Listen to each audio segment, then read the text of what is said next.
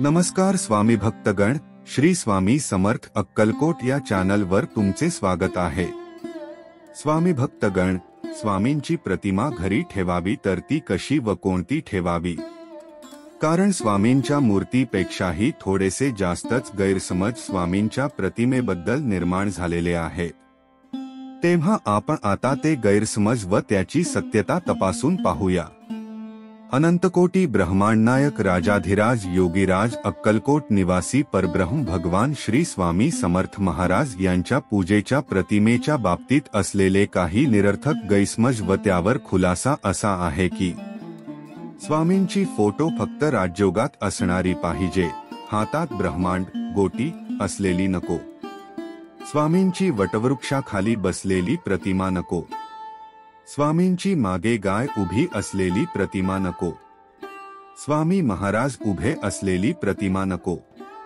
कारण काय तर वरील प्रतिमा या संन्यासी लोकांच्या पूजेसाठी असतात।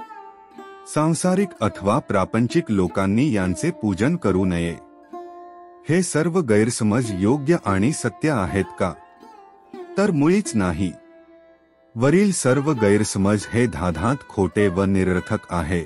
कारण ज्या स्वामींना आपण ब्रह्मांडनायक म्हणतो त्यांचा ब्रह्मांडनायक स्वरूपातील हातात ब्रह्मांड घेतलेला फोटो ठेवायला नाही म्हणणे म्हणजे त्यांच परब्रह्म स्वरूप व ब्रह्मांडनायकत्वच अमान्य करण्यासारखं आहे।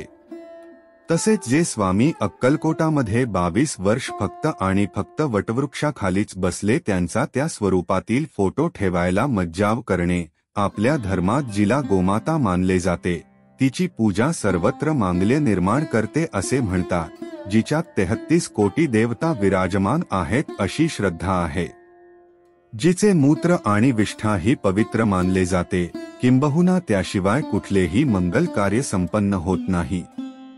अन सर्वात महत्त्वपूर्ण म्हणजे स्वामींनी अक्कलकोट मधील आपल्या वास्तव्य काळात ज्या भागीरथी गायीला क्षणभरही अंतरू दिले नाही, तिच्या मृत्यूनंतर तिची एखाद्या तपस्वी योग्याप्रमाणे उत्सव करून समाधी बांधली।